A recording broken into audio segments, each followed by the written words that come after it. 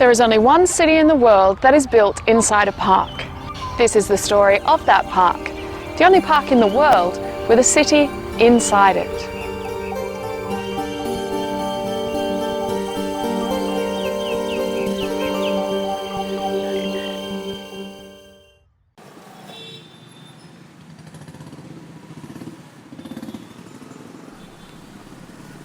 City life can take a toll. Many of us live and work in crowded artificial environments. But more and more evidence is emerging about the health benefits of spending time in open, green public spaces and retaining mature, established trees.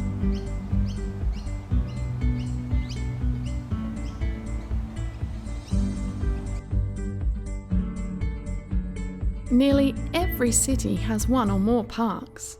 Around the world, urban parks are prized like jewels. A city with lots of open green public space is a wealthy city.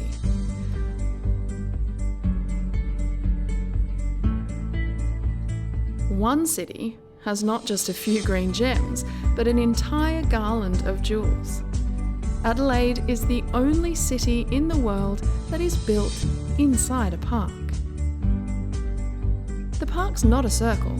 It's a figure 8 wrapping around the CBD and North Adelaide.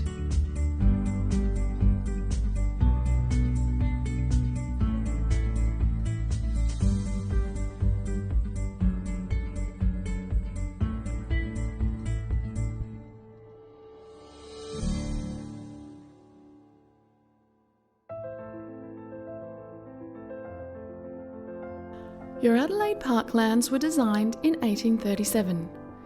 European colonists took over the land from Kaurna people who had lived here for tens of thousands of years.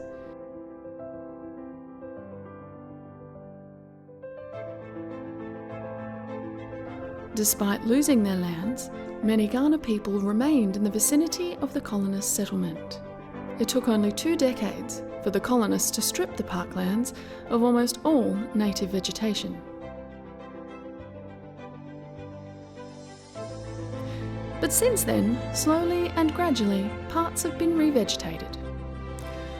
Over generations, your Adelaide Parklands have become like a vintage patchwork quilt, made and remade to serve a variety of purposes. Sports fields,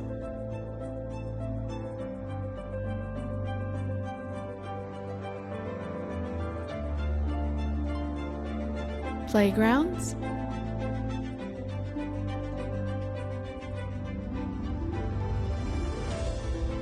formal gardens,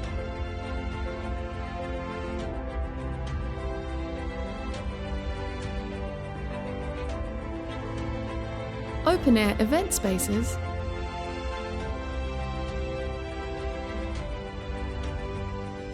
and areas where native vegetation has been restored.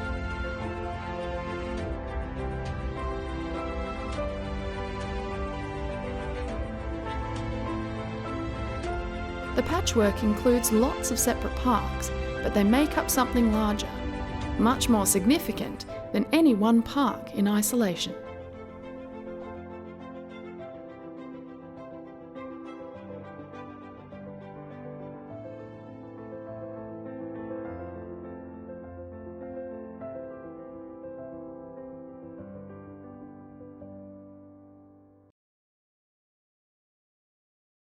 In 2008, your Adelaide Park Lands were listed as part of Australia's national heritage. They are described in the National Heritage Register as a masterwork of urban design, a major influence on the Garden City planning movement, one of the most important Western urban planning initiatives in history.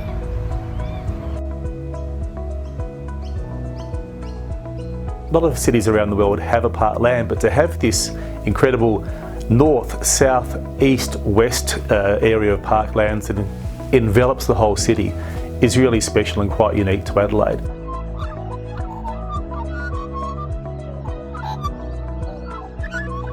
I think that's a great idea because it ensures that everyone in a city is going to be able to have the benefits of being in a park. Adelaide is a truly unique place, the only city entirely embedded within a park. And that's such a special thing to have, that really strong connection with nature.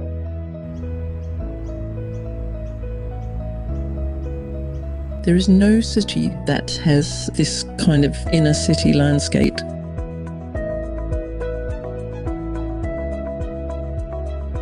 There are so many cities around the world that don't enjoy quite the same parkland that we do have, but they treasure those parklands. A visitor falls in love with Adelaide because of the parklands. In a perfect and ideal world, all of the cities could aspire to be this.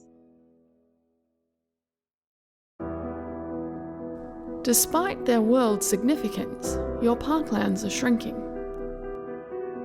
Year after year, new buildings are constructed on your parklands, gradually whittling them away.